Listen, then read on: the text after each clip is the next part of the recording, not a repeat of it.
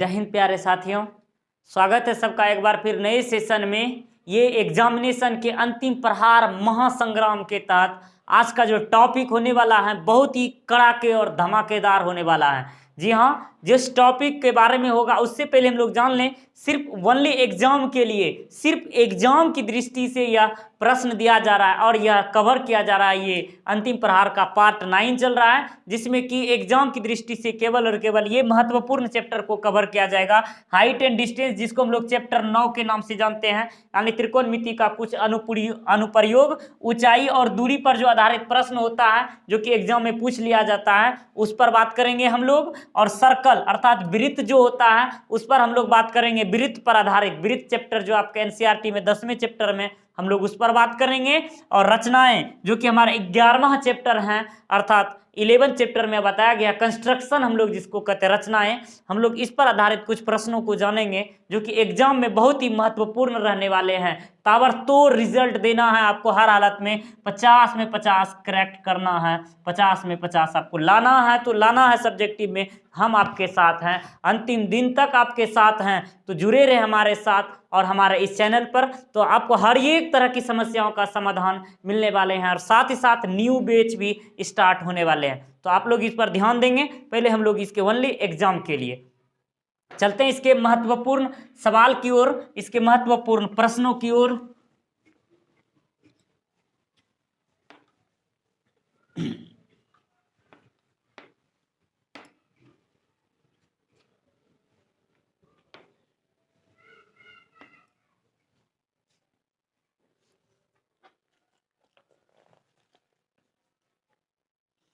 देखिएगा, सवाल में कुछ इस तरह का सवाल है। भूमि के एक बिंदु से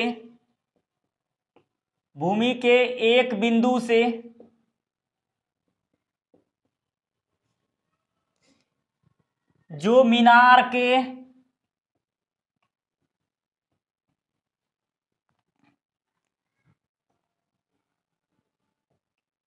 पाद बिंदु से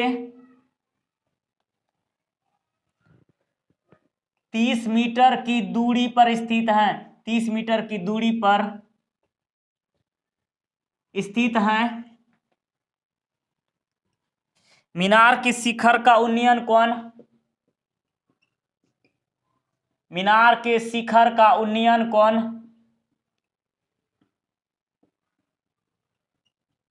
मीनार के शिखर का उन्नयन कोण 30 डिग्री है। मीनार के शिखर का उन्नयन कोण 30 डिग्री है। तो मीनार की ऊंचाई ज्ञात करें। तो मीनार की ऊंचाई ज्ञात करें। अब देखिएगा सवाल को, थोड़ा सा इसमें से ध्यान दीजिएगा।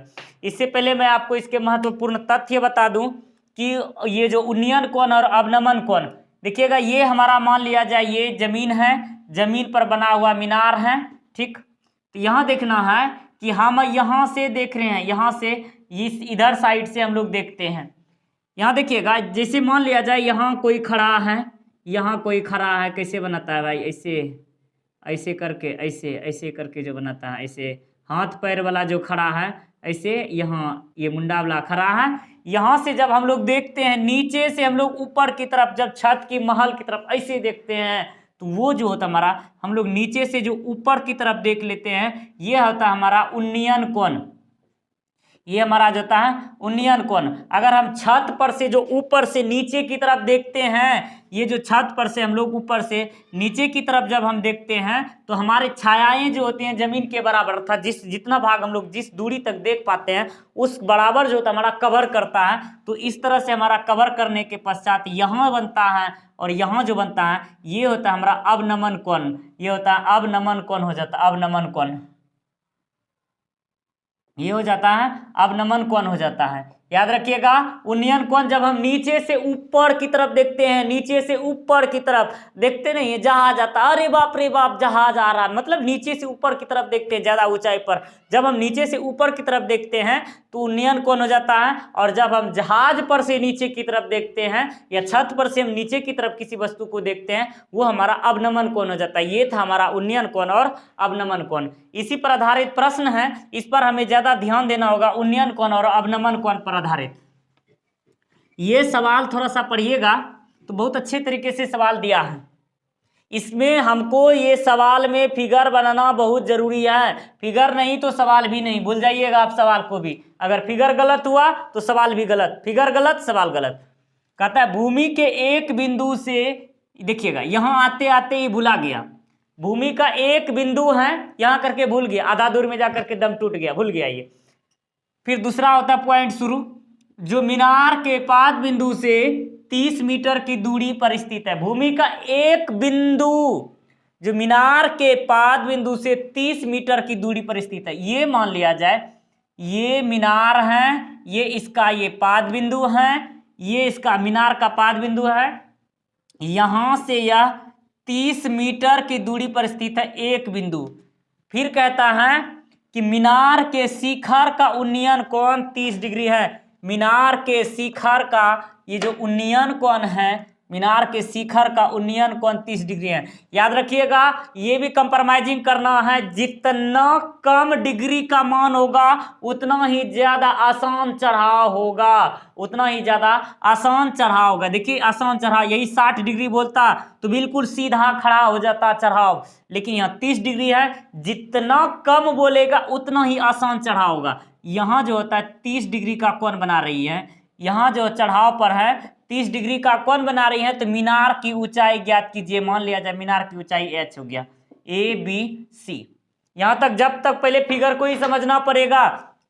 फिर से एक बार मैं पढ़ देता हूं, भूमि के एक बिंदु, भूमि का एक बिंदु है जो कि मीनार के पाद बिंदु से 30, मीनार का ये जड़ वाला बिंदु है, यहां से यहां 30 मीटर की दूरी पर है। और मीनार के शिखर का उन्नयन कोण, यहाँ जो ये मीनार का ये जो शिखर मतलब सिर को देख रहा है, छत को देख रहा है, मतलब मीनार को, उसको 30 डिग्री का कोण बनाते मीनार की ऊंचाई ज्ञात कीजिए। तो यहाँ लिख दीजिएगा, यहाँ दिखाना पड़ेगा, यहाँ सब चीज काल्पनिक हैं, सब चीज सिर्फ एक कल्पना है। मान लेंगे कि ये भी एक मीनार है, मैंने बताया था पिछले क्लास में, मैंने बताया भी था ये हिंदू धर्म है। यहाँ जो है ना कहने का आशय, यहाँ हमारे धर्म में मान्यता है कि अगर हम दीवार में भगवान मान ले तो भगवान हो जाते हैं, अगर हम पत्थर में भगवान मान ले तो भगवान हो जाते हैं।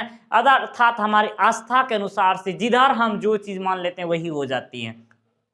तो ठीक उसी प्रकार से मान लिया जाए कि ए बी एक मीनार है, मान लिया जाए ए बी एक मीनार है जिसकी ऊंचाई, माना कि ए बी एक मीनार है जिसकी ऊंचाई h है। मान लिया जाए कि ए जिसकी ऊंचाई h है तथा मीनार के पाद बिंदु से, या तो डायरेक्ट इसको यही जगह छोड़ देना है, आगे चलेंगे। दिया है, साथ ही साथ दिया है BC का वैल्यू 30 मीटर दिया है और थीटा का मान दिया है 30 डिग्री। थीटा का मान कितना दिया है 30 डिग्री। आ जाइएगा प्रश्न से देखेंगे त्रिभुज कौन है भाई, त्रिभुज कौन है ABC, त्रिभुज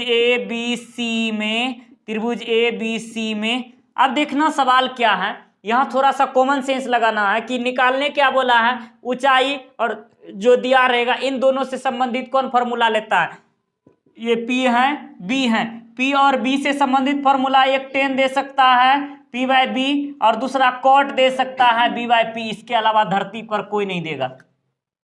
अर्थात लंब और आधार से संबंधित दो फॉर्मूला दे सकता है, या तो tan या तो cot। तो हमको इन दोनों में से कोई भी लगा देंगे चलेगा, कोई भी लगा देंगे चलेगा। तो हम लोग लिखेंगे त्रिभुज ABC में लंब बटे यानी AB बटे BC बराबर tan 30 डिग्री। कितना डिग्री है, क्योंकि थीटा का वैल्यू 30 है, तो थीटा का वैल्यू 30 है तो यहाँ लिख देंगे 30 डिग्री। 30 डिग्री जब हम लोग लिखेंगे या करेंगे AB का वैल्यू हो गया h, BC का वैल्यू हो गया 30, tan 30 का मान कितना हो जाता है हाफ।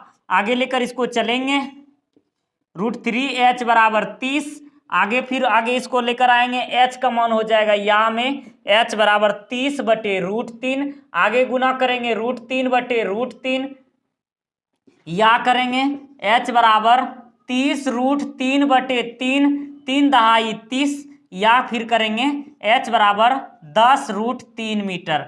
इसलिए h बराबर क्या होगा 10 √3, h बराबर कितना हो गया 10 √3। अतः फाइनल लिख देना, अतः मीनार की ऊंचाई जो मानेंगे वो लिखना पड़ेगा।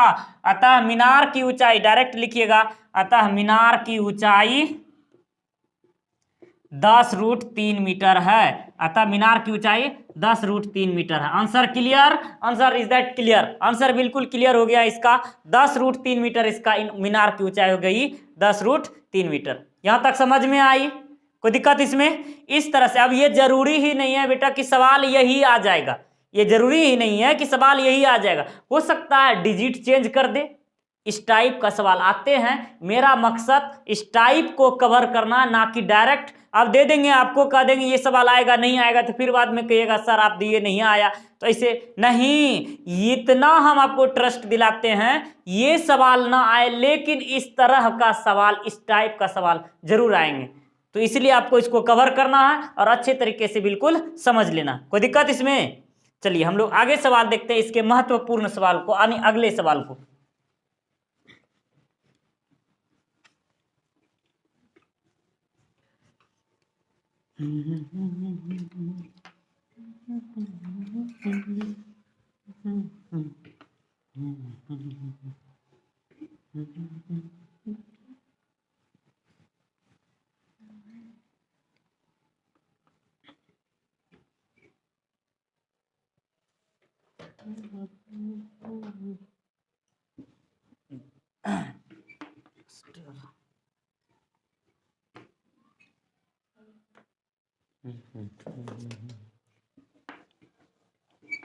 चलिए अगले सवाल देखते हैं हम लोग। इसका अगला सवाल किस टाइप का होने वाला है?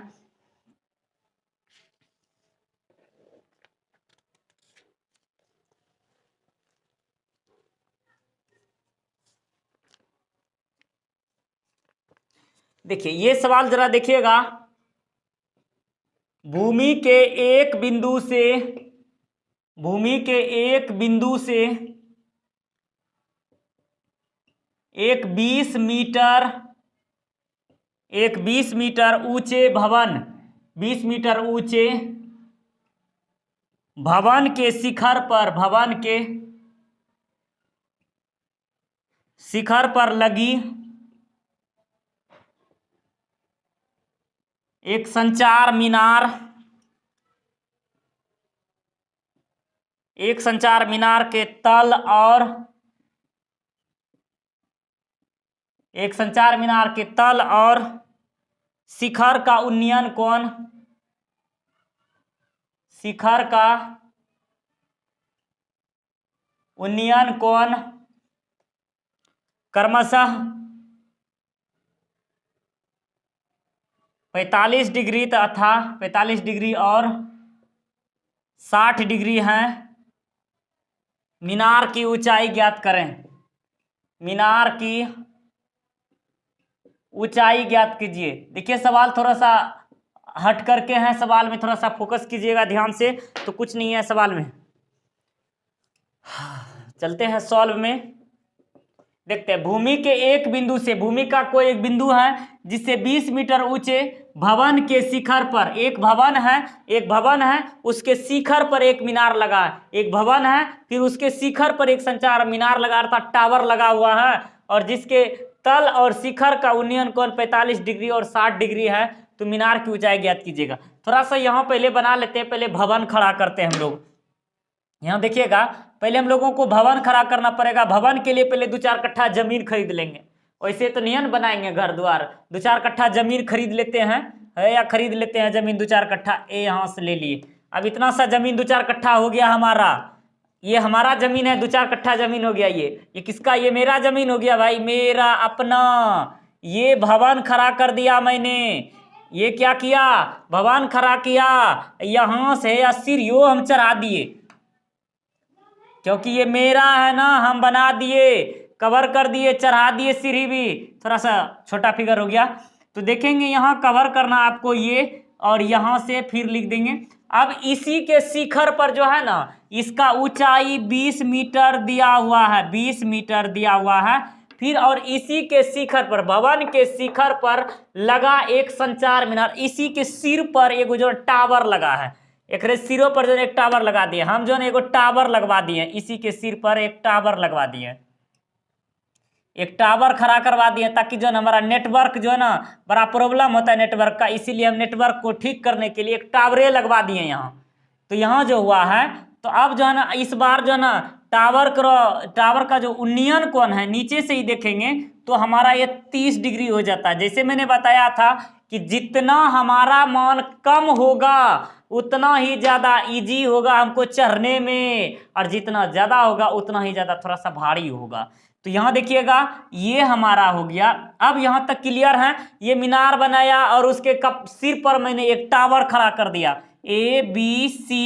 ये यहाँ ABC मैंने भूमि पर एक घर बनाया, भवन बनाया। अब कहता है उसके शिखर पर एक संचार मीनार, इसके सिर पर एक संचार मीनार लगा दिया। संचार मीनार के तल और शिखर का उन्नयन कोण, इसका जो जमीन है इसका उन्नयन कोण 45 डिग्री है, और इसका जो टोटल है, टोटल का मान कितना हो जाएगा, ये 60 डिग्री हो जाएगा। कितना डिग्री हो जाएगा, 60। टोटल कितना है, 60। ABC हो गया। तो बचा के हैं डी न, खाली के बचा है डी, लिख देंगे, मान लिया जाए डी। अब जो मैंने किया है वही चीज उतार दीजिए ना। पहले बोला है पहले फिगर तब उसके बाद हिसाब। फिगर है तो सब कुछ मुमकिन है, नहीं तो कुछ भी नहीं है, याद रखिएगा। तो माना कि AB एक भवन है, मान लेंगे AB एक भवन है, तथा AD भवन के शिखर पर लगा संचार मीनार है। भवन के शिखर पर लगा संचार मीनार है, यहां दिया हुआ है, लिख दीजिएगा। अब सवाल डायरेक्ट आएंगे प्रश्नानुसार डायरेक्ट आएंगे प्रश्न के अनुसार से। त्रिभुज ABC में किसमें, त्रिभुज ABC में। अब देखना बेटा सवाल, पहले ये दीवार की ऊंचाई है, जमीन कितना है, जमीन क्या कट्ठा में क्या फीटों में बनाया है, तो 2-4 कट्ठा ले लिए थे, तत्कालिक में उतना नहीं हुआ, बना लेंगे। तो यहाँ जमीन माप लेंगे कितना में बना है। तो सबसे पहले ये जमीन जो होगा ये भवन के लिए भी कम करेगा, और इसके साथ ही साथ ये संचार मीनार के लिए भी कम करेगा। तो सबसे पहले हमको भवन का ये जमीन निकालना पड़ेगा। तो क्या करेंगे, AB बटे BC लंब बटे आधार है, लंब बटे आधार के देगा 10 45 डिग्री देगा, या कीजिएगा 20 बटे BC बराबर 1, इसलिए डायरेक्ट BC बराबर हो गया 20 मीटर। BC जमीन कितना बना, 20 फीट लंबाई में जमीन बना, घर बनाए हुए हैं, 20 मीटर लंबाई में हमने घर बनाए हुए हैं। फिर आगे चलेंगे, यहाँ पुनः त्रिभुज किस में बात करेंगे, DBC में, त्रिभुज DBC में। अब क्या हो जाएगा, DBC में ये पूरे लेंगे, DB बटे BC बराबर कितना हो जाएगा 10 60 डिग्री। बड़े वाले का मान कितना है, 60 है, तो यहाँ 60 लेंगे।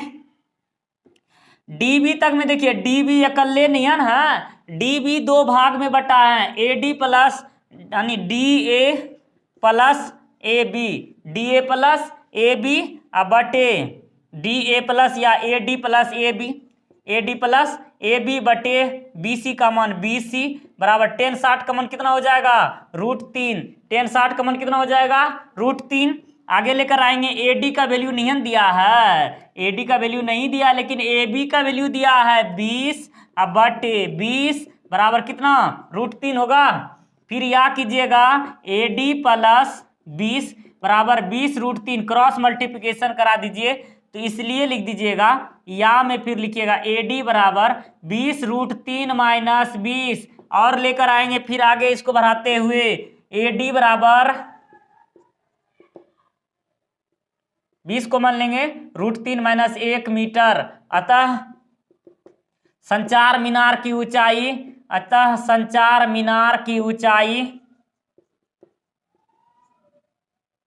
20 √3 माइनस 1 मीटर है, डायरेक्ट हो गया। संचार मीनार की ऊंचाई कितना हो गया, 20 कॉमन √3 माइनस 1 यानी 20 इंटू √3 माइनस 1। ये हो गया हमारा संचार मीनार की ऊंचाई। यहां तक क्लियर। देखिए सवाल क्या बोला, बार बार बोल रहा हूं, हिसाब में पहले फिगर तब उसके बाद यहाँ हिसाब, हिसाब में फिगर तब हिसाब, तभी तो संभव है, नहीं तो कुछ भी संभव नहीं है। बार बार मैं बोल रहा हूं, इसलिए सबसे पहले भेजा में घुसा लो कि पहले हमको पिक्चर बनाना ही पड़ेगा। पिक्चर बनाएंगे तो आगे कुछ हम कर पाएंगे। ठीक, आगे सवाल को देख लेते हैं। इस सवाल में कोई दिक्कत होगा तो हमको बता दीजिएगा, बता दो जल्दी से कि क्यों दिक्कत है इसमें।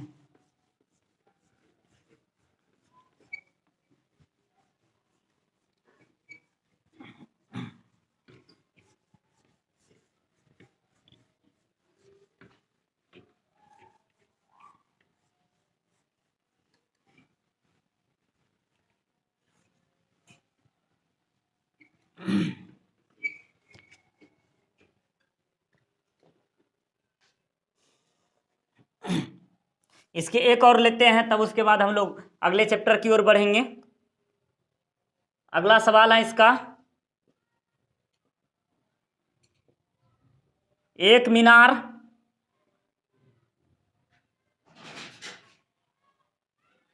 के पाद बिंदु से एक भवन के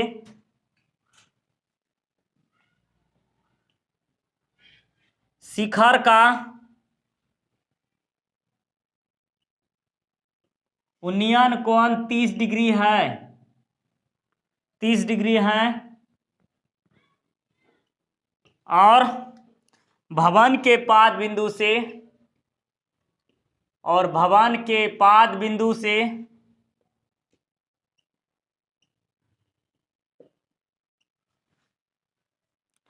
मीनार के शिखर का उन्नयन कोण,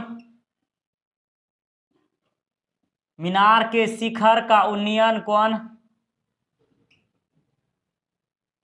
मीनार के शिखर का उन्नयन कोण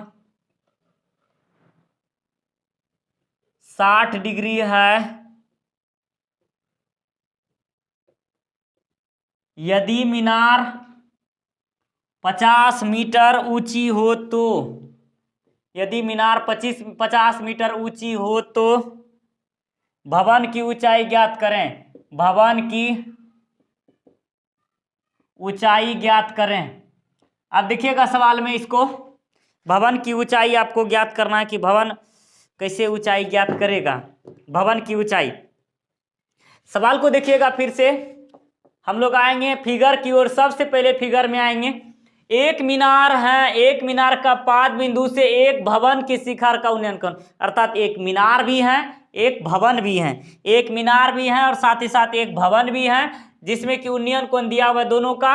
अब दोनों में सबसे पहले पाद बिंदु का कंडीशन होता है, सबसे पहले 2-4 कट्ठा जमीन खरीद लीजिए, तब उसके बाद अपना अपना घर बनाएंगे, तब लड़ाई झगड़ा नहीं होगा। 2-4 कट्ठा जमीन खरीद लेते हैं, हे देखो 2-4 कट्ठा जमीन खरीद लिए, फटाक से खरीदे, ये 2-4 कट्ठा जमीन खरीद लिए।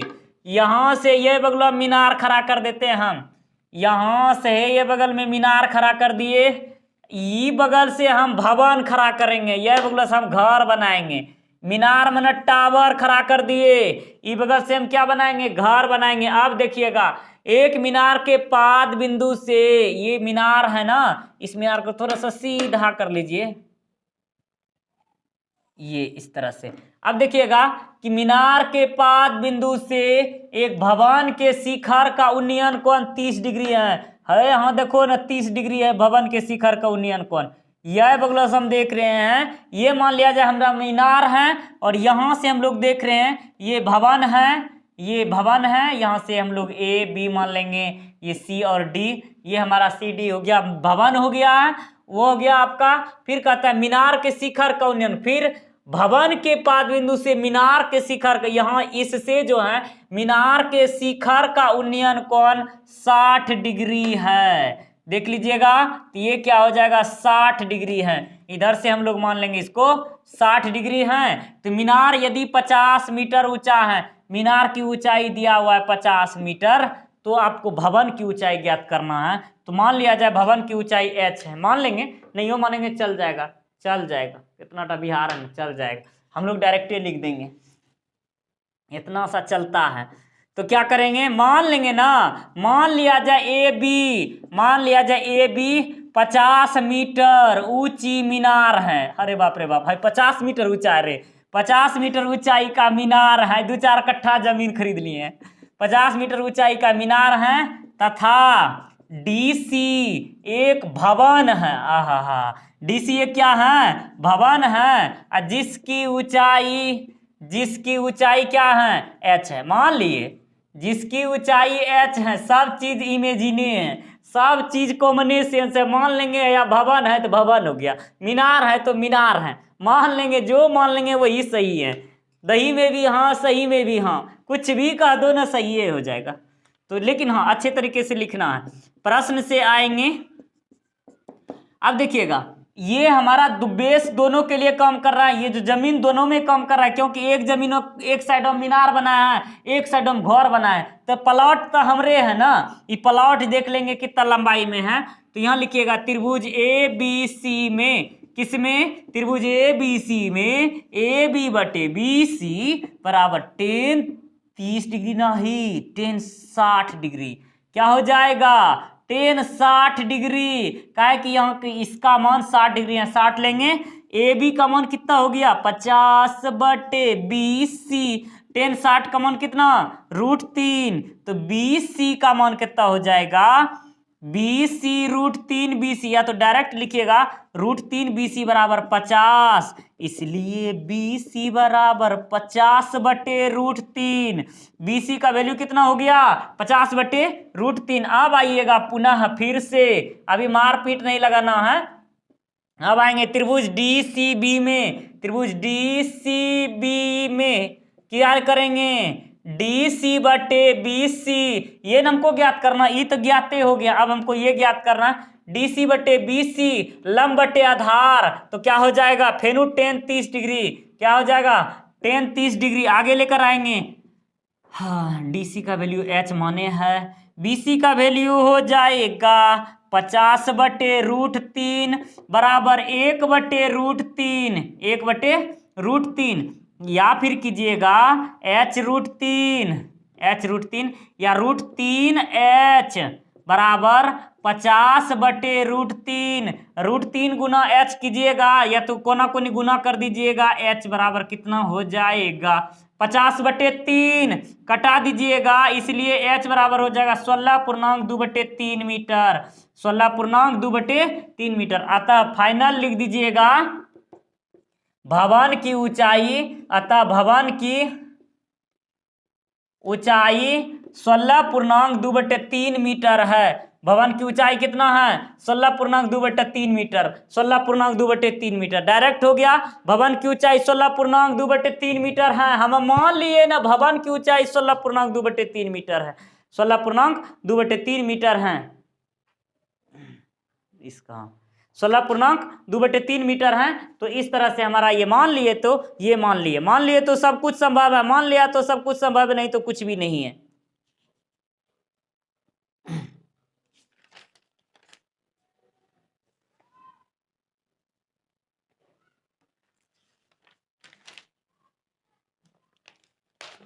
अब इसी में कुछ एक अल्टरनेटिव सवाल आता है जो कि ऑब्जेक्टिव के लिए भी बहुत ही काम आ जाता है। इसको सवाल समझ में आ गया होगा। हम लोग चलते हैं, एक अल्टरनेटिव सवाल आता है जो कि दो त्रिभुज को लेकर चलता है, जो कि चैप्टर 6 में आता है, लेकिन हाइट एंड डिस्टेंस का सवाल है, इसलिए हम लोग यहाँ आकर के बनाते हैं उसको।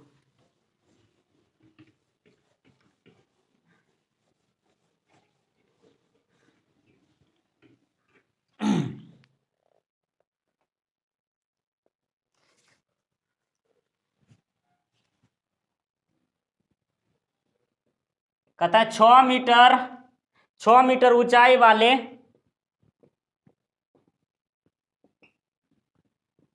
एक ऊर्ध्वाधर स्तंभ, 6 मीटर ऊंचाई वाले एक ऊर्ध्वाधर स्तंभ की छाया की लंबाई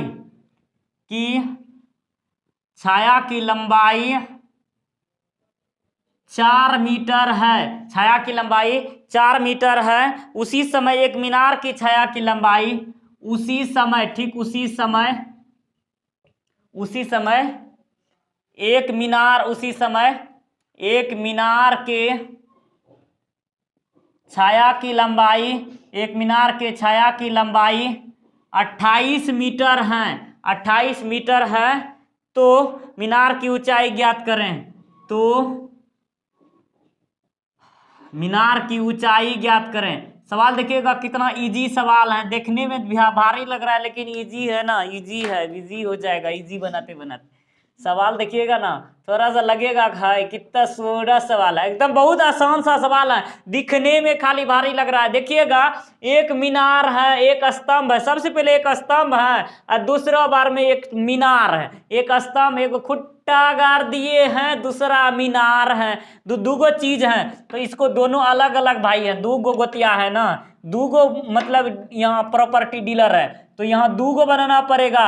एक ने मीनार खड़ा किया है, एक ने भवन खड़ा किया है। हम पहले जो ना स्तंभ खड़ा कर देते हैं, यहां से यह स्तंभ खड़ा कर दिया।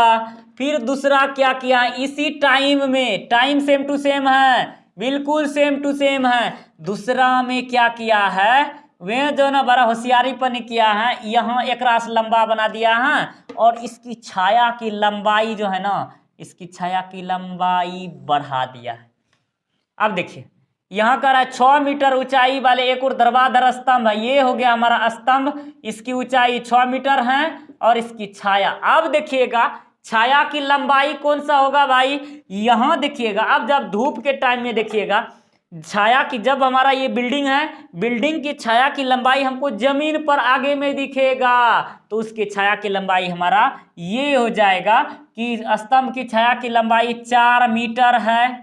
फिर कहता है उसी समय एक मीनार के छाया की लंबाई जो है 28 मीटर हो गया, तो आपको इसकी ऊंचाई ज्ञात करना है। तो ABC हो ही गया, लगलो में इसको DEF दे दीजिए, लगले में इसको DEF देने के लिए मत भूलिए, DF दैये दीजिए, इसको दैये देना है। इसको ये खुट्टा गाड़ दिए यहाँ से 3 कोनमा वाला, ये भी 3 कोनमा वाला, और यहाँ दे 3 कोनमा वाला डाल दिए हैं, ये हो गया इधर से दैये देना है, चोलना न है। अबरी बार अबरी बार फैसले आर पार करिए देना है। देखिएगा तो कहता है 6 मीटर ऊंचाई वाला एक और धरवाधर स्तंभ है। फिर देखिएगा, अब यहाँ तो सोचने वाली बात है, हम लोग हाइट डिस्टेंस में बना तो रहे हैं, थीटा आगमन तो दिले नहीं है, फिर सवाल कैसे बन जाएगा। तो डोंट माइंड, फिकर नोट, हम है ना, देखिए सवाल कैसे बनता है। अब याद कीजिएगा, हमने त्रिभुज चैप्टर में पढ़ा था, जब त्रिभुज में देखिएगा सेम टू सेम कंडीशन चल रहा है, एक ही स्थिति में समानुपातिक नियम हम लोग 8 क्लास में भी पढ़े हुए थे। इस तरह का सवाल, वही समानुपातिक रेशियो वाला जो है, उसी सवाल से हम लोग बनाएंगे थेल्स में, जो कहता है थेल्स प्रमेय वाला। तो लिखेंगे दिया है क्या, स्तंभ में दिया है, स्तंभ में क्या दिया है, सबसे पहले हम लोग स्तंभ में दिया है AB का मान 6 मीटर, BC का मान 4 मीटर, तथा भवन में, भवन है मीनार है, सॉरी मीनार में,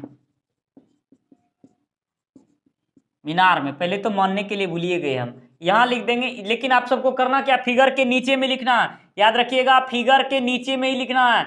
माना कि AB एक मीनार है, सॉरी AB एक स्तंभ है, माना AB एक स्तंभ है, तथा उसकी छाया, तथा उसकी छाया, यहां आप लोग खो जाएंगे, इसलिए हमको फिर से लिखने दीजिए, ऐसा ना हो कि कहीं खो जाएं आप लोग। ये मेला में अभी भीड़ है ना, तो लिख दीजिएगा माना कि AB एक स्तंभ है, माना कि AB एक स्तंभ है, तथा BC उसकी छाया है। अभी नींद भी बहुत आ रही होगी ना, एग्जाम बहुत नजदीक बचा है, नींद भी बहुत आ रही होगी, नींद भी बहुत आ रही होगी। उसकी छाया BC तथा उसकी BC उसकी छाया है, और DE एक मीनार है, तथा EF उसकी छाया है। क्योंकि एग्जाम जब जब पास आएगा तब तब नींद आएगा, एग्जाम जब जब पास आएगा तब तब नींद आएगा। अभी तो 12 ये तारीख ना, कल 13 तारीख देखिएगा, कल मन करेगा दिन भर सोए, हाँ सोना भी है, याद रखिएगा। फिर 14 तारीख को एग्जाम जाकर के कूटना भी है ना, एग्जाम में एग्जाम में क्वेश्चंस को अब कूटना है, किसी को मार पीट करके मत आ जाना है, हिसाब को कूटना है। अब देखिएगा दिया है, क्या दिया है, AB बराबर 6 मीटर, यहां लिख देंगे पहले स्तंभ में, किसमें दिया है भाई, स्तंभ में, स्तंभ में AB बराबर 6 मीटर, BC बराबर 4 मीटर, पुनः क्या दिया है, मीनार में, मीनार में DE बराबर H दिया है, और साथ ही साथ EF बराबर 28 मीटर दिया है। लिख दीजिएगा अब डायरेक्ट त्रिभुज ABC तथा त्रिभुज DEF में थेल्स समानुपातिक प्रमेय से, थेल्स समानुपातिक प्रमेय से क्या लिखिएगा, थेल्स समानुपातिक प्रमेय से लंब बटे लंब, क्या लिखिएगा, लंब बटे लंब बराबर आधार बटे आधार, आधार बटे आधार, लंब बटे लंब बराबर आधार बटे आधार कीजिएगा कि इसमें कुछ होने वाला है तो क्या हो जाएगा, 6/DF की होगा, नहीं होगा, उल्टे इतने लिख दिए। इसके लिए इस त्रिभुज में लिख दीजिएगा डायरेक्ट AB/BC बराबर DE/EF कर दीजिएगा। तो AB के लिए क्या हो जाएगा, यहाँ 6/4 बराबर DF का DE का मान DE/EF का मान 28, 4 7 28, इसलिए DE बराबर 42 मीटर। अब देखिएगा क्या हो जाएगा, अतः डायरेक्ट आंसर लिख दीजिएगा, H का मान कितना हो गया, 42 मीटर। अतः मीनार की ऊंचाई, अतः मीनार की ऊंचाई 42 मीटर है। अतः मीनार की ऊंचाई कितना हो गया भाई, 42 मीटर हो गया। मीनार की ऊंचाई कितना, 42 मीटर हो गया। सवाल क्लियर। ये सब्जेक्टिव में नहीं तो ऑब्जेक्टिव में तो जरूर आ जाता है, ये सब्जेक्टिव में नहीं तो ऑब्जेक्टिव में तो कंफर्म सवाल आएंगे इस तरह से। यहाँ तक सवाल समझ में आई, कोई दिक्कत इसमें, कोई दिक्कत है रे बाबा, जरा भेजा में घुसा और बताओ, दिक्कत है तो प्रॉब्लम है तो बताइए, इसका समस्या का समाधान हो जाएगा। समझ में आई। फिर आगे देखते हैं हम लोग। इस तरह से हमारा ये जो 9वां चैप्टर का सवाल था, ये जो डायरेक्ट ये सारा सवाल खत्म। अब हम लोग चलेंगे 10वें चैप्टर में। 10वें चैप्टर में हम लोग वृत्त की ओर चलेंगे। तो सबसे पहले हम लोग वृत्त में जाने से पहले उसके कुछ डिफिनेशंस को जानेंगे, कुछ रूल्स को जानेंगे, कुछ समझेंगे, कुछ जानेंगे, तब उसको अथी कर दो।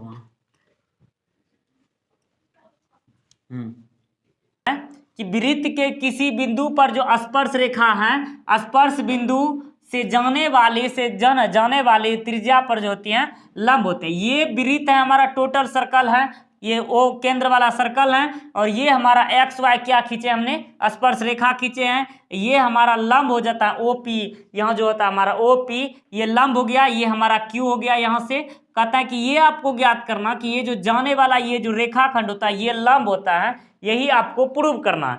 इसको क्या करना कि ये OP जो है ये प्रूव करना है कि ये OP लंब है। तो हम लोग क्या करेंगे, दिया है, सॉल्व में पहले लिखेंगे दिया है, दिया है, क्या दिया है इसमें से लिख दीजिएगा। वृत्त जो है O केंद्र वाला, यहाँ जो O केंद्र वाला वृत्त है, O केंद्र वाली डायरेक्ट लिखिएगा, O केंद्र वाली वृत्त, O केंद्र वाली वृत्त पर XY एक स्पर्श रेखा है, एक क्या है, स्पर्श रेखा है। इसमें जो है डायरेक्ट लिख देंगे O केंद्र वाली एक वृत्त है, एक वृत्त पर XY क्या है, एक स्पर्श रेखा। XY क्या हो गया इसमें से, स्पर्श रेखा है। आपको सिद्ध करना है, क्या करना है, सिद्ध करना है कि OP लंब XY, OP लंब XY, यही आपको प्रूव करना है, OP लंब XY। अब रचना करेंगे, रचना में XY रेखाखंड पर, XY रेखाखंड पर P के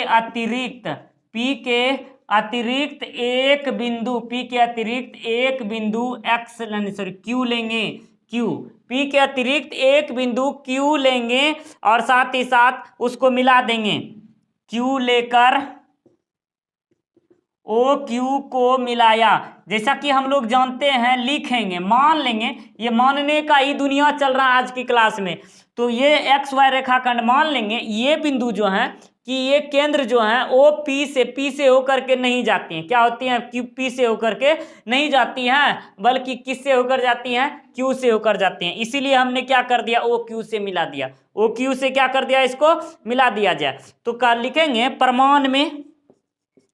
प्रमाण में देखिएगा, प्रमाण में क्या लिखते हैं, बिंदु Q जो है वृत्त के बाहर में स्थित है, बिंदु Q जो है, बिंदु Q वृत्त के बाहर में स्थित है, वृत्त के बाहर में स्थित है। बिंदु Q कहाँ स्थित है?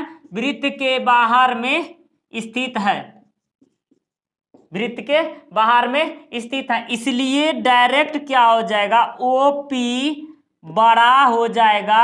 OP क्या हो जाएगा? OQ न बड़ा होगा, यहाँ डायरेक्ट लिखिएगा OP बड़ा OQ। ये देखिए OP तो यहीं तक है, सर्कल के अंदर ही तक है, लेकिन Q का मान कहाँ गया है? ये बाहर तक गया है। Q का मान क्या हुआ? यहाँ तक बाहर तक गया हुआ है। यह बिंदु आगे यहाँ लिखेंगे हम लोग, इसको हटा करके यहाँ लिखते हैं, यहाँ लिखेंगे कि यहाँ जो है डायरेक्ट दिया हुआ है कि यह बिंदु P के अतिरिक्त, यह बिंदु जो है, यह बिंदु P के अतिरिक्त, P के अतिरिक्त XY, P के अतिरिक्त जो है XY, इसको हम लोग शॉर्ट कर रहे हैं, P के अतिरिक्त XY के प्रत्येक बिंदु के लिए सत्य है, के प्रत्येक बिंदु के लिए, प्रत्येक बिंदु के लिए क्या है? सत्य होता है, यह सत्य है। बिंदु P के अतिरिक्त, यह जो है, ये जो ये रूल दिया हुआ है, ये ये जो P के लिए, P के अतिरिक्त XY के प्रत्येक बिंदु के लिए यह सत्य है। OP बिंदु O से, यहां जाए, OP बिंदु O से, बिंदु O से, बिंदु O से XY रेखाखंड पर, XY रेखाखंड पर क्या है? XY रेखाखंड पर बिंदु OP जो है यहाँ दिया है, बिंदु O से XY पर रेखाखंड OP, OP क्या है? ये OP क्या है? किसी अन्य बिंदुओं की न्यूनतम OP अन्य बिंदुओं की, अन्य बिंदुओं की क्या है? न्यूनतम दूरी है, न्यूनतम दूरी है। यहाँ आपको लिखना पड़ेगा ये क्या है? न्यूनतम दूरी है। इसलिए क्या हो जाएगा? इसलिए OP लंब XY, ये हमारा प्रूव्ड हो जाता है। देखिए ये शॉर्ट हुआ, ये थोड़ा सा हट करके है, ये थोड़ा सा शॉर्ट। जैसे हम लोग पहले लिखे हुए सवाल में कि माना कि O केंद्र वाला वृत्त है जिस पर OP क्या है? लंब डाला गया है, और साथ ही साथ यहाँ XY क्या है? स्पर्श रेखा है। यहाँ तक लिखते थे, लेकिन हमने डायरेक्ट यहाँ लिखा है O केंद्र वाले वृत्त पर XY क्या है? स्पर्श रेखा। यहाँ तक लिख दिए, स्पर्श रेखा है। सिद्ध करना है OP लंब XY, ये हमको सिद्ध करना है, OP लंब XY रचना में करेंगे। XY रेखाखंड पर, XY देखिए XY रेखाखंड पर जो है P के अतिरिक्त एक बिंदु है, P के अतिरिक्त एक बिंदु Q लिया। क्या लिया हमने? Q लिया, और OQ को मिला दिया, OQ को मिलाया, OQ को क्या कर दिया हमने? मिलाया। प्रमाण में चलेंगे, बिंदु Q जो है वृत्त के बाहर में स्थित है। बिंदु Q कहाँ स्थित है? वृत्त के बाहर, ये सर्कल से आउट स्टैंडिंग है, बाहर स्थित है। तो यहाँ क्या हो जाएगा? OP से OQ तो बड़ा ही होगा ना, OP बड़ा OQ, OP बड़ा OQ। तो यहाँ तो साफ साफ दिख रहा है बिंदु, यदि बिंदु P के अतिरिक्त XY के प्रत्येक बिंदु सत्य हैं, P को छोड़ करके, P को छोड़ करके कहीं भी रेखा खींचेंगे, यहां से P को छोड़ करके कहीं भी XY के पास मिलाएंगे तो क्या हो जाएगा? ये सत्य हो जाएगा Q के लिए। लेकिन यहाँ जो है बिंदु O से XY रेखाखंड पर ये जो OP है, OP क्या है? एक न्यूनतम दूरी है, किसी का क्या है? एक न्यूनतम दूरी है, और हम लोग न्यूनतम दूरी को जानते हैं, जहां न्यूनतम दूरी होती है वह रेखा क्या होती है? लंब होती है। इसलिए OP लंब XY, OP लंब क्या हो गया? XY। इसलिए OP लंब क्या हो गया यहाँ? XY। ये प्रूफ आपको समझ में आई? समझ में आई सवाल को? सवाल को समझ में आई ना? सवाल में किसी प्रकार की दिक्कत नहीं होनी चाहिए इसको समझने में। अब हम लोग इसके अगले सवाल को, यहां तक तो आप लोगों को कोई दिक्कत नहीं होगी, हमें उम्मीद है आप लोगों को समझ में आ गई होगी। अगले सवाल में हम लोग देखते हैं प्रमेय 10.2 को देखते हैं, जो कि सवाल बार बार पूछा गया है, 18, 19, 12, 13, 14 लगातार पूछा गया है। इसलिए इस सवाल को ध्यान से पूर्वक देखेंगे कि कई बार पूछा जा चुका है एग्जाम में, इसलिए इस चैप्टर के सिर्फ और सिर्फ गेस क्वेश्चंस को ही लेकर चलना है। इसमें ज़्यादा टाइम नहीं गवाएंगे हम लोग, इसके सिर्फ और सिर्फ थ्योरम को ही बनाएंगे। इसमें 5 सवाल इसका हम लोग बनाएंगे, 5, और 5 सवाल आप लोग रगड़ दीजिएगा। देखिए सवाल कहाँ जाते हैं। 5 सवाल को रगड़ने के बाद सिद्ध करें कि बाहरी बिंदु यानी बाह्य बिंदु से वृत्त पर वृत्त पर खींची गई स्पर्श रेखाओं की लंबाइयां, स्पर्श रेखाओं की लंबाइयां बराबर होती हैं, लंबाइयां बराबर होती हैं, परमय 10.2 है, लंबाइयां बराबर होती हैं। सवाल देखिएगा कि सवाल में बहुत अच्छे तरीके से दिया है सवाल, सिद्ध करें कि बाह्य बिंदु से वृत्त पर खींची गई स्पर्श रेखा की लंबाइयां जो होती हैं बराबर होती हैं। सॉल्व कीजिएगा, लिख देना फटाक से। ओ सॉरी, हाँ परमय 10.2 लिखना भूल गया था।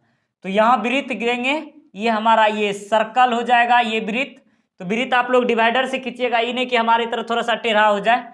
तो यहाँ आप केंद्र बिंदु हैं, यहाँ केंद्र बिंदु पर से हमें जो है ना कि स्पर्श रेखा खींचना है। इस पर स्पर्श रेखा खींचने के लिए हमको करना क्या होगा, तो यहाँ हम लोगों को 90 डिग्री पर मतलब कुछ कौन लेंगे, एक रेखा लेंगे। यहाँ से हमको नहीं, ये वाला नहीं, यहाँ से हमारा कोई केंद्र बिंदु बाहर करेंगे, डायरेक्ट यहाँ से कोई भी बिंदु बाहर कर लेंगे।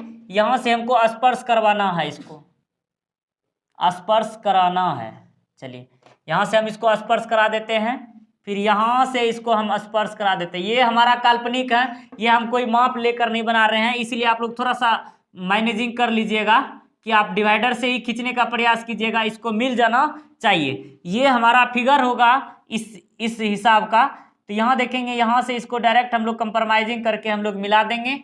ये बिंदु P गया, ये हमारा A, ये हमारा B हो जाएगा। इस तरह से हमारा ये सवाल होगा। इस सवाल को हम लोग चलेंगे सवाल को सॉल्व करने में। तो इस तरह से यहाँ जैसे कि मान लिया जाए O, ये A, ये हमारा P, ये हमारा Q, मान लेंगे, किसी भी तरह से मान लेते हैं।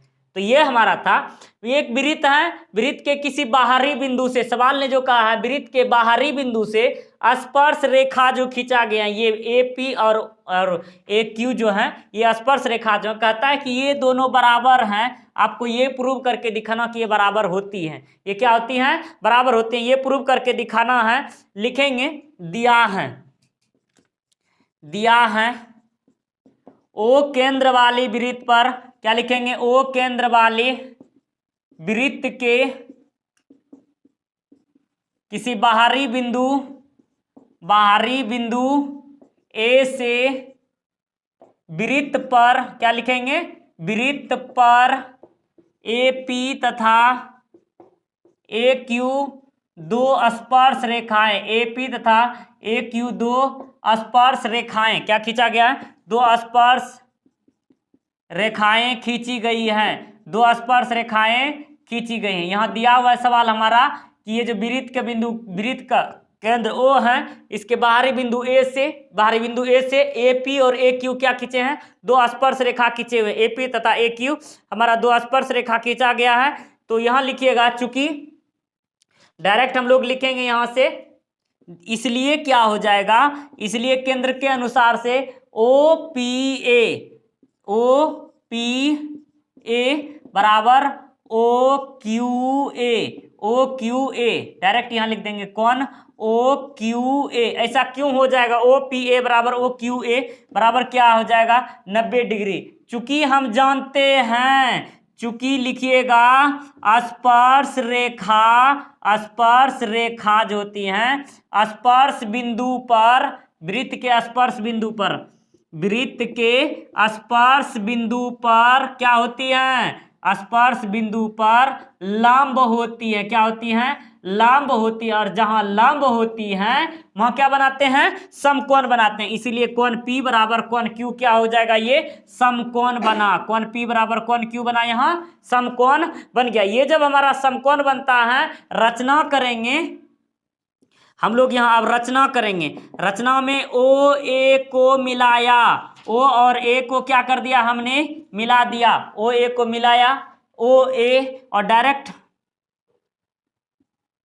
OQ तथा OQ और OP को भी मिलाया, ये हमने इसको भी मिला लेंगे, OA ओ पी तथा ओ क्यू को, यानी ओ पी तथा ओ क्यू को भी मिलाया। देखिए हमने मिलाया, ओ पी को भी मिलाया, ओ क्यू को भी मिलाया और ओ और ए को भी हमने मिला दिया। रचना यहाँ तक किया हुआ है। परमाण में आएंगे हम लोग, परमाण में त्रिभुज ओ पी ए में, त्रिभुज ओ पी ए तथा त्रिभुज किस में बात करेंगे, ओ पी ए, त्रिभुज ओ पी ए तथा ओ क्यू ए में। दो त्रिभुज ना हमारा यहां से जो बना, देखिएगा अब मैं इसका गीज कर खराब कर देता हूं, इसका हुलिया खराब। देखिएगा ये सवाल बनता है हमारा ओ पी ए, यहां हमारा 90 डिग्री है, ये क्या हो जाएगा, इसका कर्ण हो जाएगा, ये लंब हो जाएगा, ये आधार हो जाएगा। यहां सवाल देखिएगा ओ पी ए में, तो ओ पी बराबर ओ क्यू, ओ पी बराबर क्या हो जाएगा, ओ क्यू। तो ये लिखिएगा एक ही वृत्त की त्रिज्या, चूंकि क्या हो जाएगा, एक ही वृत्त की त्रिज्या, क्या हो जाएगा, एक ही वृत्त की त्रिज्या। देखिए तो एक ही वृत्त में दोनों त्रिज्या हैं, ओ क्यू और ओ पी दोनों एक ही वृत्त की त्रिज्या हो गई, हुआ ना। फिर लिखेंगे हम लोग ओ ए बराबर ओ ए, ओ ए बराबर ओ ए, ये दोनों के लिए काम कर रहा है। ओ ए किसके लिए काम कर रहा है, दोनों के लिए काम कर रहा है, इसलिए क्या लिखेंगे हम लोग, उभयनिष्ठ। इसके बदले में क्या लिखेंगे, उभयनिष्ठ। इसके बदले में क्या लिखना, हमको उभयनिष्ठ लिख देना है। इसलिए साथ ही साथ अभी और लिखना है, साथ ही साथ में यहां लिख दीजिएगा कौन, ओ पी ए, साथ ही साथ कौन ओ पी ए बराबर कौन ओ क्यू ए। तो क्या हो जाएगा, प्रत्येक कोण यानी पी बराबर कौन, पी बराबर कौन क्यू बराबर कितना डिग्री, 90 डिग्री। ये तीनों बराबर हो जा रहा है, यहां लिखिएगा ना कौन, यहां तीनों में से बराबर कीजिएगा।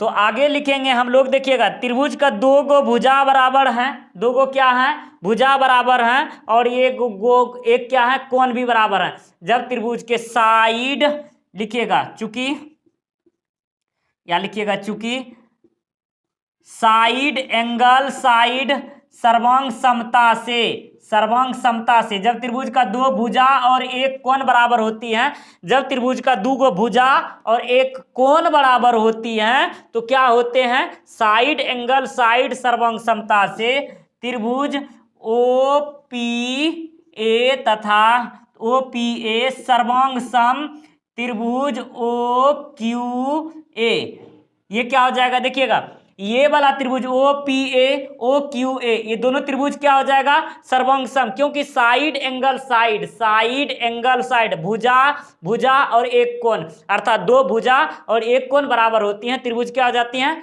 सर्वांग सम, त्रिभुज क्या हो जाती हैं, सर्वांग सम। इस सर्वांग समता के आधार पर हो जाता है, तो इसलिए क्या हो जाएगा, ए पी बराबर ए क्यू, ए पी बराबर क्या हो जाएगा, ए क्यू, हमारा ये प्रूव्ड हो गया। जब हमारा दो गो ये बराबरे हैं, ये बराबर है, तो ये भी दोनों बराबरे न हो जाएगा, इसीलिए ए पी बराबर ए क्यू, ये हमारा प्रूव हो गया। बताइए इस सवाल में कहीं प्रॉब्लम, फिर से एक बार रिपीट करा देता हूं। देखिएगा कि यहां देखिएगा दिया है ओ केंद्र वाले वृत्त के किसी बाहरी बिंदु ए से वृत्त पर ए पी और ए क्यू क्या है, दो स्पर्श रेखा खींचा हुआ है, ठीक है। फिर कौन ओ पी ए बराबर कौन ओ क्यू ए, यहां जानते हैं कि ये जो वृत्त पर हम लोग स्पर्श रेखा पर जो स्पर्श बिंदु होता है वो क्या होता है, लंब होती है। तो ये पी और क्यू क्या हो गया, हमारा लंब 90 डिग्री हो गया। रचना में करेंगे, ओ ए को मिला देते हैं, ओ और ए को मिलाया, ओ पी के साथ ओ क्यू को भी मिला दिया, साथ ही साथ त्रिभुज ओ पी ए और त्रिभुज ओ क्यू ए में, दोनों त्रिभुज में लेंगे, ओ पी और ओ क्यू क्या है, दोनों बराबर हैं, ये एक ही वृत्त की त्रिज्या है। फिर ओ ए बराबर ओ क्यू हो जाएगा, ये भी साथ ही साथ उभयनिष्ठ हो गया। ओ ए बराबर ओ ए, दोनों के लिए कम कर रहा है, ओ पी यानी पी और क्यू दोनों क्या है, एक ही वृत्त पर स्पर्श रेखा पर बना कौन है, अर्थात ये 90 डिग्री है। फिर यहां लिखेंगे साइड एंगल साइड सर्वांग समता से, किससे, साइड एंगल साइड सर्वांग समता से कौन ओ पी ए सर्वांग सम त्रिभुज कौन ओ क्यू ए। तो इसलिए जब यहां सर्वांग सम है तो ये दोनों भुजा भी क्या हो जाएगा, बराबर हो जाएगा, स्पर्श रेखा भी क्या हो जाएगा, बराबर हो जाएगा, स्पर्श रेखा भी क्या हो जाएगा, बराबर हो जाएगा। इसके हम लोग अब महत्वपूर्ण अगले सवाल को, अगले थ्योरम को देखते हैं। अगला सवाल किस तरह का आने वाले हैं अगले सवाल में, ये इसमें 10वां चैप्टर का केवल और केवल हमको थ्योरम ही बताना, अर्थात थ्योरम जो बताएंगे इसको आप ध्यान पूर्वक जो है ना लिख और इसको रिवीजन कर लीजिएगा। ये 10वां चैप्टर का थ्योरम कुछ इस तरह का सवाल बहुत ही ज़्यादा इंपॉर्टेंट है और ये सवाल बार बार पूछ लिए जाते हैं, इसलिए इस पर संदेह नहीं रखना है क्या, और ये पूछ लिए भी जा सकते हैं, पूछे जा सकते हैं। अब इतना मेहनत किए हैं तो अब ये लास्ट इसको भी मेहनत एक बार कर ही लेते हैं फिर से। तो कहता है सिद्ध कीजिए कि किसी वृत्त के किसी, या चैप्टर से आ जाएगा, सिद्ध करें कि किसी वृत्त के, सिद्ध करें कि किसी वृत्त के, ये चैप्टर का है, किसी वृत्त के किसी व्यास के सिरों पर, कहता है किसी व्यास के सिरों पर, व्यास के सिरों पर खींची गई स्पर्श रेखा, सिरों पर खींची गई स्पर्श रेखा जो होती है समांतर होती है। थोड़ा सा ये आसान हो जाएगा, समांतर होती हैं, क्या होती हैं, समांतर होते हैं। वृत्त का ये कहते हैं सिद्ध करना है, किसी वृत्त के किसी व्यास के सिरों पर खींची गई स्पर्श रेखा जो होती हैं समांतर होती हैं। देखिएगा ये आसान ही है लगभग में, एकांतर कोण बराबर कर दीजिएगा, दोनों हो जाएगा क्लियर। तो इस तरह से हमको करना क्या, सबसे पहले ये जो बनाना है, ये वृत्त, ये जो रसगुल्ला वाला है ना, इसको बना देना है। तो इस तरह से हमारा ये दो स्पर्श रेखा इस पर खींचते हैं। ओ छोटा हो गया स्पर्श रेखा इसका, इसको और थोड़ा सा लंबा कीजिए। यहां देख लेंगे इसका भी स्पर्श रेखा, इस पर हमारा ये व्यास है, वृत्त का ये हमारा व्यास हो गया, ये वृत्त का व्यास, ये वाला फिगर है। तो यहां देखेंगे इस पर आएगा, ये दोनों हमने खींचे हुए ये, और इधर ए बी केंद्र ओ हो गया, ए बी और केंद्र ओ। यहाँ देखिएगा ये वाला और ये वाला और ये वाला, इन्हीं चारों पर लड़ाई झगड़ा समेटा हुआ, इसी पर हमको सवाल बना देना है। यहाँ सवाल लिखिएगा, डायरेक्ट में लिखिएगा ओ केंद्र वाले वृत्त का, यहाँ लिखिएगा दिया है, सॉल्व लिखिए, जल्दबाजी में सॉल्व में दिया है, क्या लिखेंगे, दिया है ओ केंद्र वाली वृत्त का व्यास, जो दिया है लिख दीजिएगा, ओ केंद्र वाली वृत्त का व्यास ए बी है, ओ केंद्र वाली वृत्त का व्यास क्या है, ए बी है, तथा डायरेक्ट लिखेंगे तथा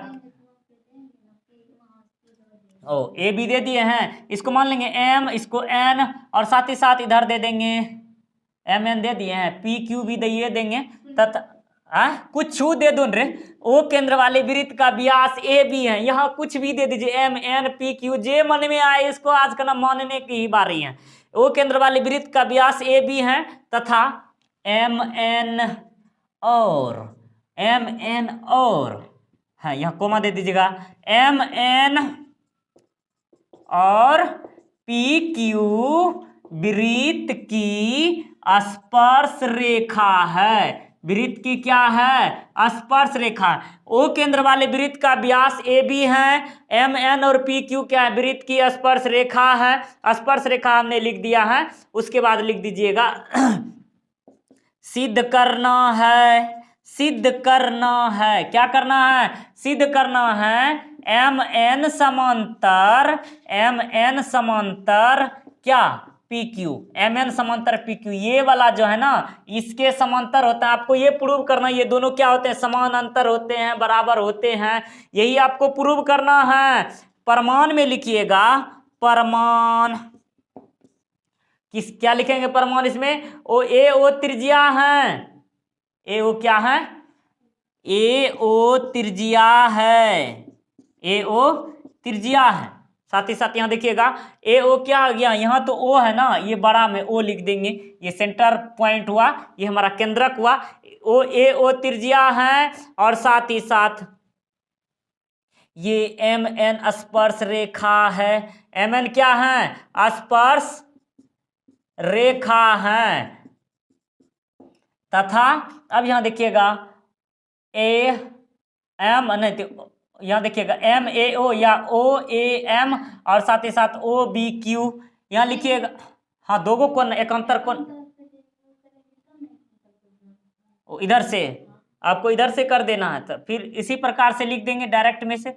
यहाँ लिखिएगा ओ ए एम, कोण ओ ए एम बराबर क्या लिख देंगे, 90 डिग्री, ये समीकरण फर्स्ट हो गया, मान लिया जाए। फिर पुनः ओ ओ बी क्यू बराबर 90 डिग्री, इसमें भी हो जाएगा, समीकरण सेकेंड हो जाएगा। यही ना, ये हमारा कोण ए का मान 90 है, कोण बी का मान भी 90 है, दोनों मान 90, ये 90 हैं, तो फिर दोनों का लिख दीजिएगा समीकरण फर्स्ट तथा सेकेंड से, समीकरण फर्स्ट तथा सेकेंड से क्या हो गया, कोण ए बराबर कोण बी बराबर 90 डिग्री, कोण ए बराबर क्या हो गया, कोण बी क्या हो गया 90 डिग्री। लिखिएगा, जहां की हम जानते हैं रेखाओं पर कोई तिर्यक रेखा इस प्रकार काटती हैं, 3 हो गया यहाँ। हम जानते हैं, क्या जानते हैं, हम जानते हैं कि इस प्रकार की तिर्यक रेखा, इस प्रकार की तिर्यक रेखा, ये जो होता है इस प्रकार की तिर्यक रेखा जब वृत्त के व्यास पर, वृत्त के व्यास पर काटती है तो क्या होती है, काटती हैं तो एकांतर कोण होती हैं, एकांतर कोण होती हैं। इस प्रकार से जब काटती हैं तो क्या हो जाती हैं, एकांतर कोण हो जाती है। अब देखिएगा, ये वाला जो कोण होती हैं एकांतर कोण हो गया, ये क्या हो जाता है, एकांतर कोण हो जाती हैं। और एकांतर जब एकांतर कोण होती हैं और लिखेंगे, और जब एकांतर कोण बराबर होती है, जब एकांतर कोण बराबर होती है तो रेखाएं क्या होती है, रेखाएं समांतर होती हैं, रेखाएं क्या होती हैं, समांतर होती हैं। डायरेक्ट लिखने की सवाल है, होती हैं, इसलिए डायरेक्ट लिख दीजिएगा MN समांतर PQ, ये हो गया प्रूव्ड। देखिए तो बिल्कुल इजी सवाल था, फटाक से इसमें क्या करना है, ओ केंद्र वाले वृत्त का व्यास AB है, ओ केंद्र वाले वृत्त का व्यास AB, MN और PQ क्या है, दो गो स्पर्श रेखा है, OA त्रिज्या सिद्ध करना, MN ये समांतर PQ आपको प्रूव करना है, OA यानी AO वृत्त की त्रिज्या है, MN स्पर्श रेखा है, MN तथा PQ क्या है, स्पर्श रेखा। मान लिया जाए इधर से MN और PQ, MN और PQ स्पर्श रेखा है, कोण OAM बराबर 90 डिग्री, कोण OBQ बराबर 90 डिग्री, समीकरण फर्स्ट तथा सेकंड से कोण A बराबर कोण B बराबर 90 डिग्री। हम जानते हैं कि इस प्रकार की तिर्यक रेखा जब वृत्त के व्यास पर काटती है तो एकांतर कोण होते हैं, जब एकांतर कोण बराबर होती है तो रेखाएं समांतर हो जाते हैं। हमारा हिसाब क्लियर हो गया, क्लियर प्रूव दैट। आगे सवाल देखिए। अब तो इसके हम लोग अगले महत्वपूर्ण सवाल को देखते हैं अगले थ्योरम में। अगला कौन सा थ्योरम है, इसका थ्योरम सारे के सारे सवाल को शॉर्ट और हॉट कर देना है। बहुत ही हॉट ट्रिक्स, हॉट है ये सवाल बन गया, इतना इजी, इतना मेथड बन गया। अगले सवाल को देखते हैं कि अगला सवाल कितना सुंदर है। कहता है सिद्ध कीजिए कि, फिर से सिद्ध कीजिए, लगातार सिद्ध करते जाइए। आज सिद्ध करें कि स्पर्श बिंदु से स्पर्श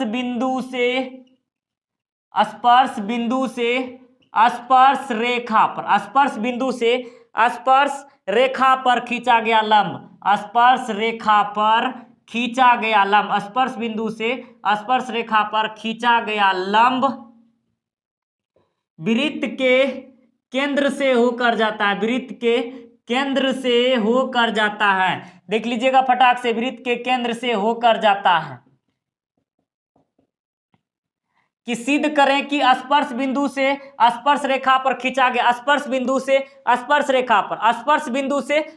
रेखा पर खींचा गया लंब जो होता है वृत्त के केंद्र से होकर जाता है, वृत्त के केंद्र से होकर के जाता है। इस तरह का सवाल देखेंगे तो सबसे पहले हमको फिगर तो बनाना ही पड़ेगा। चलिए फिगर दूसरा मार्कर लेकर के,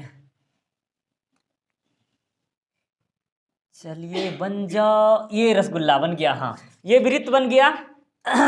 वृत्त पर हम स्पर्श रेखा खींच देते हैं, ये रसगुल्ला वाला सवाल है, हलवा बन जाता है ये रसगुल्ला वाला सवाल। फिर वृत्त पर ये केंद्र खींचते हैं हम, ये केंद्र सेंटर पॉइंट खींचते हैं, सेंटर लाइन लेते हुए सेंटर पॉइंट को मिलाते हैं, ये वृत्त का केंद्र है। और यहाँ कहता है वृत्त के केंद्र से होकर नहीं जाता है, हम लोग एक्स्ट्रा मानना पड़ेगा, इसीलिए हमको खींचियो लेते हैं एक ये O हो गया, ये हमारा XY मान लेंगे। तो यहाँ देखेंगे AB मानेंगे, चलिए ए बी मान लेंगे, ए बी हमारा हो जाएगा।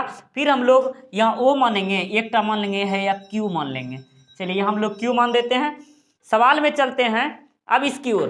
फिर से एक बार सवाल बता देता हूं, सिद्ध करें कि स्पर्श बिंदु, ये जो हमारा स्पर्श बिंदु ये हमारा पी है, तो स्पर्श रेखा पर खींचा गया लंब, ये जो स्पर्श रेखा है खींचा गया जो लंब होता है वृत्त के केंद्र से होकर जाता है। ये सपोर्ट करके बताना है कि वृत्त के केंद्र से होकर के जाता है, यही हमको बताना है। तो लिखेंगे दिया है, क्या दिया है, ओ केंद्र वाली, ओ केंद्र वाली वृत्त पर ए बी स्पर्श रेखा है। ए बी क्या है, स्पर्श रेखा है, जो कि बिंदु P पर, बिंदु P पर एक, बिंदु P एक स्पर्श बिंदु है, बिंदु P एक स्पर्श बिंदु है, स्पर्श बिंदु है। यहाँ क्या है, बिंदु Q, बिंदु P क्या है, P पर खींची गई एक स्पर्श रेखा और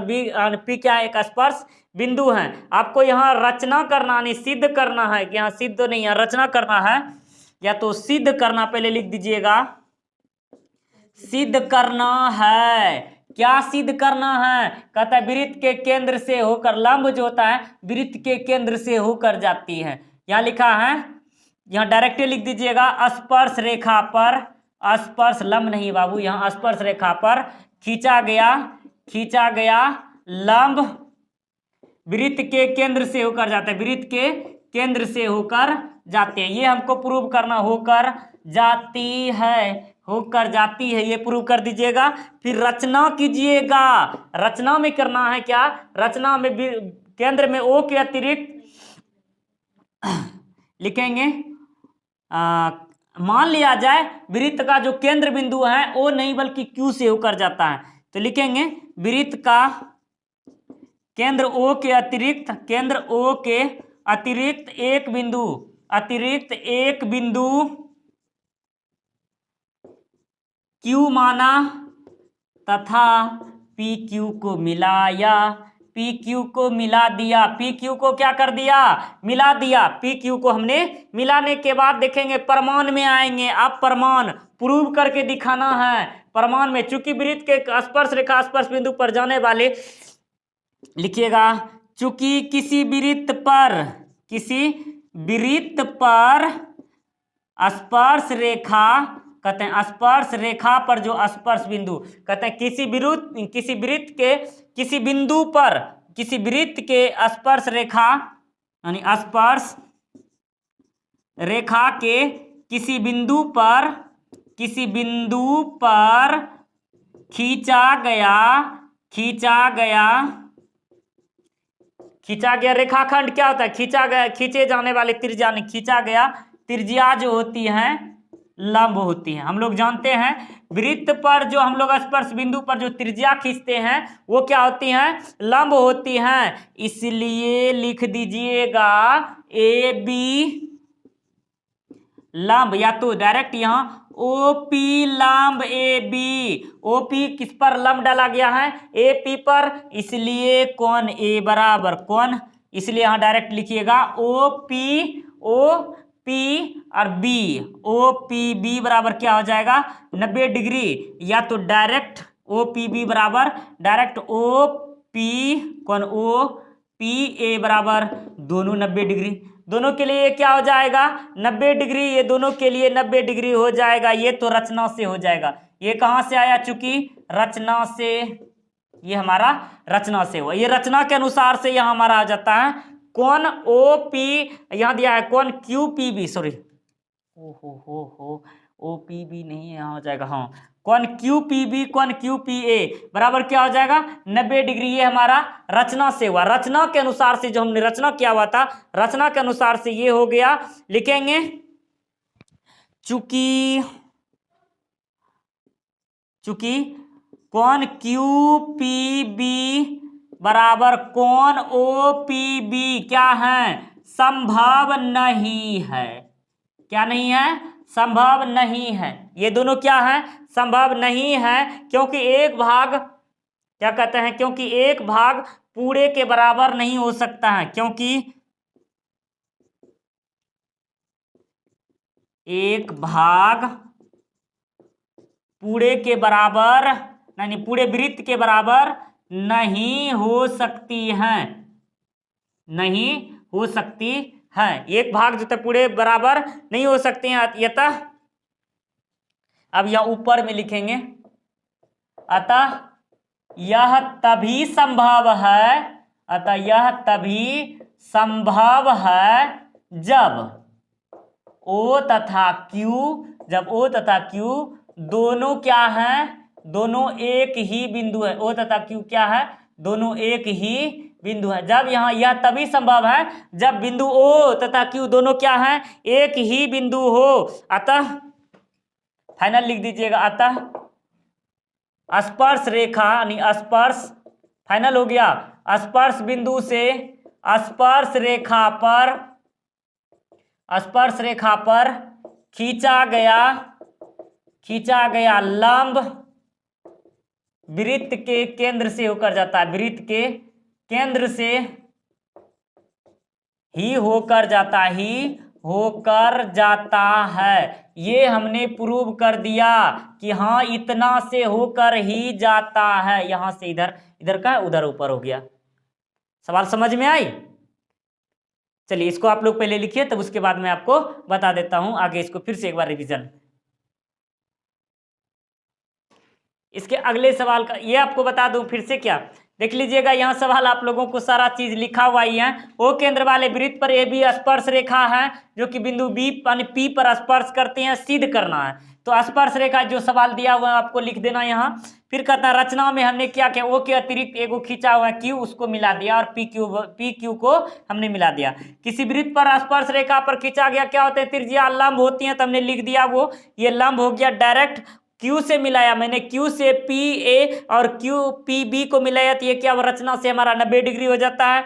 ये दोनों तभी संभव है जब क्या हो जाएगा, दोनों एक ही बिंदु होगा। इसलिए डायरेक्ट क्या होगा, जब ये दोनों बराबर होगा तब ये ना, इसलिए अब तो जबरदस्ती मानना पड़ेगा को केंद्र से ही जाएगा वह, यहाँ जबरदस्ती मानना पड़ेगा, और यहाँ जबरदस्ती लिख दिए, प्रूव करना ही होगा, उसको कर दिया। हो गया क्लियर? फिर आगे चलते हैं, लास्ट सवाल होगा इस सेशन का, इस क्लास का लास्ट।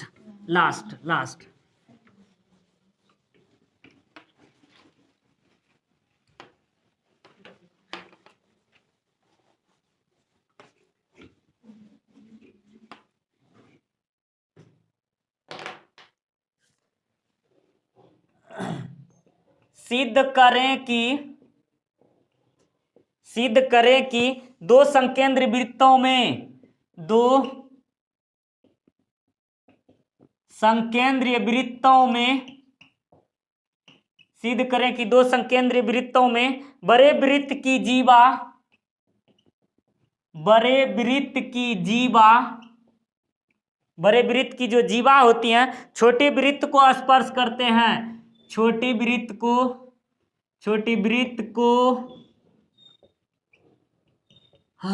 स्पर्श करती है, छोटे वृत्त को स्पर्श करती हैं तथा स्पर्श बिंदु पर समद्विभाजित होती हैं, तथा स्पर्श बिंदु पर समद्विभाजित होती हैं। स्पर्श बिंदु पर क्या होती हैं, समद्विभाजित होती हैं, समद्विभाजित होती हैं। स्पर्श बिंदु पर क्या हो जाती हैं, समद्विभाजित हो जाती है। सिद्ध करें कि दो संकेंद्र वृत्तों में बड़े वृत्त की जीवा जो है छोटे वृत्त को स्पर्श करती हैं तथा स्पर्श बिंदु पर क्या हो जाती हैं, समद्विभाजित हो जाते हैं। अब कहता है दो गो समकेंद्रीय वृत्त बनना है, दो संकेंद्रीय वृत्त बनना है।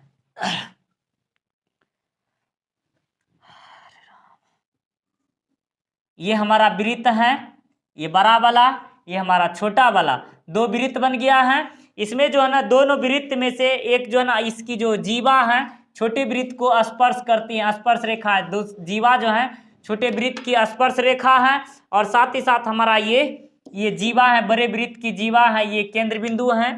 यहाँ से हमने इसको मिला दिया, फिर यहाँ से इसको डॉट करके